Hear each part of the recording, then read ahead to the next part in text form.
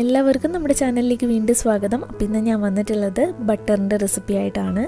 അപ്പോൾ നമ്മുടെ കേക്കിൻ്റെ വീഡിയോസിലൊക്കെ അതുപോലെ തന്നെ കഴിഞ്ഞ ദിവസം ക്രീമിൻ്റെ വീഡിയോ ഇട്ടിട്ടുണ്ടായിരുന്നു. അതിലൊക്കെ ഒരുപാട് പേര് ചോദിക്കാറുണ്ട് ബട്ടറിന് പകരമായിട്ട് നമുക്ക് നെയ്യ് ഉപയോഗിക്കാൻ പറ്റുമോ എന്നുള്ളത്.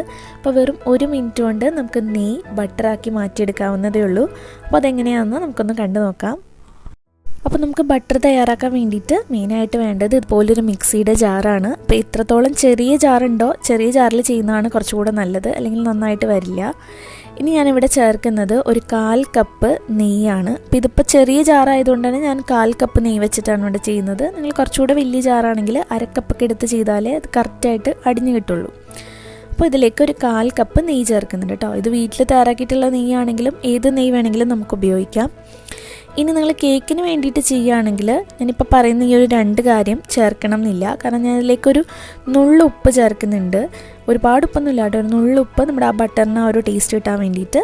പിന്നെ ഇതിലേക്കൊരു നുള്ള മഞ്ഞൾപ്പൊടിയും ചേർക്കുന്നുണ്ട്, ആ ഒരു ബട്ടറിൻ്റെ കളർ കിട്ടാൻ വേണ്ടിയിട്ട്.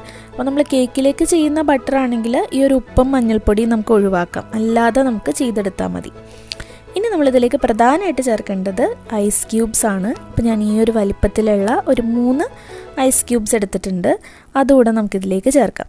അപ്പോൾ നിങ്ങൾ കുറച്ച് ചെറിയ ഐസ് ക്യൂബ്സ് ആണ് എടുക്കുന്നതെങ്കിൽ വേണമെങ്കിൽ ഒരു 4 എണ്ണം വരെയൊക്കെ ചേർക്കാം കേട്ടോ, എന്നാലേ കറക്റ്റായിട്ട് വരുള്ളൂ. ഇനി ഇതടച്ച് നമുക്ക് നല്ല ഫുൾ സ്പീഡിൽ തന്നെ ഇത് അടിച്ചെടുക്കണം. അപ്പോൾ ഒരു 1 മിനിറ്റ് നല്ല ഹൈ സ്പീഡിൽ ഇത് അടിക്കുക. അപ്പോൾ ഇതുപോലെ ചെറിയ ജാറിലാണെങ്കിൽ മാത്രമേ അത് നന്നായിട്ട് അടിഞ്ഞ് നമുക്ക് ആ ബട്ടറിൻ്റെ പരുവത്തിലേക്ക് കിട്ടുള്ളൂ. അപ്പം ഞാനൊരു 1 മിനിറ്റ് നന്നായി ഇവിടെ അടിച്ചെടുത്തിട്ടുണ്ട്.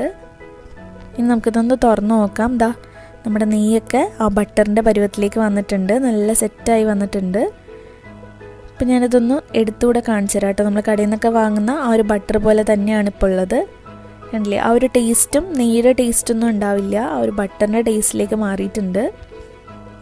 അപ്പോൾ നമുക്കിതൊരു ബട്ടർ പേപ്പറിലാക്കിയിട്ടോ അല്ലെങ്കിൽ ഒരു പാത്രത്തിലാക്കിയിട്ട് ഒരു പ്ലാസ്റ്റിക് കണ്ടെയ്നറിലാണെങ്കിലും ആക്കിയിട്ട് നമുക്കിത് ഫ്രിഡ്ജിൽ സൂക്ഷിക്കാവുന്നതാണ്.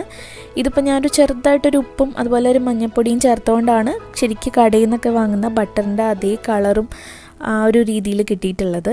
അപ്പോൾ അതാ ഇതുപോലെ ഞാൻ ഒരു പാത്രത്തിലാക്കിയിട്ട് അടച്ചിട്ടൊന്ന് ഫ്രിഡ്ജിൽ വെക്കുന്നുണ്ട്, ഒന്ന് സെറ്റാവാൻ വേണ്ടിയിട്ടാണ്. ഇപ്പോൾ ഒരു അരമണിക്കൂറൊക്കെ വെച്ചാൽ തന്നെ നമ്മുടെ ഈ ബട്ടർ ഒന്ന് സെറ്റായി കിട്ടും. ഇപ്പോൾ അതാ നന്നായിട്ട് നമ്മുടെ ബട്ടർ ഇവിടെ റെഡിയായി വന്നിട്ടുണ്ട്. അപ്പോൾ ഇത് ബ്രെഡിലൊക്കെ തേച്ച് കഴിക്കാനും നല്ല ടേസ്റ്റി ആയിട്ടുള്ള ബട്ടറാണ്, നമ്മൾ കടയിൽ നിന്നൊക്കെ വാങ്ങിക്കുന്ന പോലെ തന്നെ.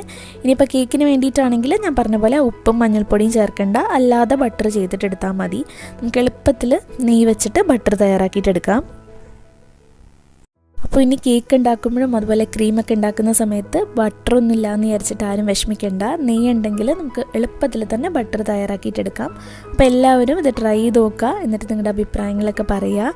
അതുപോലെ നമ്മുടെ ചാനൽ ഇഷ്ടമായിട്ടുണ്ടെങ്കിൽ താഴെ ഒരു റെഡ് കളറിലൊരു സബ്സ്ക്രൈബിൻ്റെ ബട്ടൺ ഉണ്ട്, അതൊന്ന് പ്രസ് ചെയ്തിട്ട് സബ്സ്ക്രൈബ് ചെയ്യുമ്പോൾ അതിൻ്റെ അടുത്തൊരു ബെല്ലൈക്കൺ വരും, അതുകൂടെ ക്ലിക്ക് ചെയ്യുക നോട്ടിഫിക്കേഷൻസിനായിട്ട്. താങ്ക്